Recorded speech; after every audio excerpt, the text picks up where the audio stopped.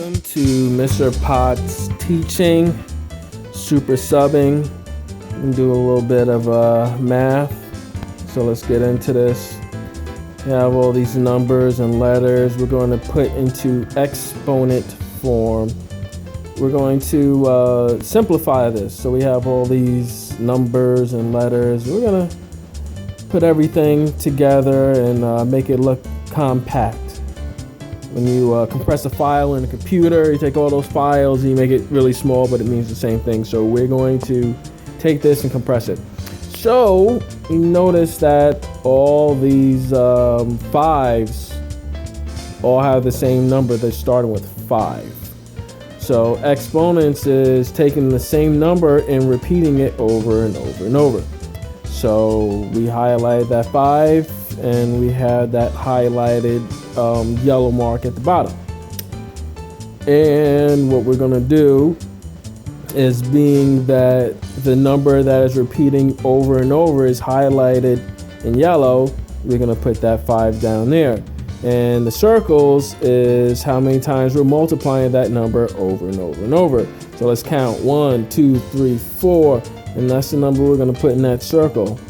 Anything that's in the exponents, we're going to put a circle around it. And the base number is that number that is repeating. That's why it's called the base. It's there. It's not changing. So that number that doesn't change is the 5, and we highlight that in yellow. So now we're doing the same thing with the T. T is that base letter. It's not changing, it's the same. So it's the capital letter T. That is our base letter. So we highlighted every T that we see in green, and we have our highlight there, which ask and answer the question, what is that same letter or number that's repeating? So that letter that's repeating over and over is the letter T. And then how many times does that letter repeat over and over that we have to multiply? So the exponent would be 3, because we see 3 T's, and we're gonna put a little circle around it to let you know that this is the number that's going to be getting multiplied. This is T times T times T. Now the form that we see on top, this is everything just out of order. It's like a messy room, and this is how we're gonna clean up our room.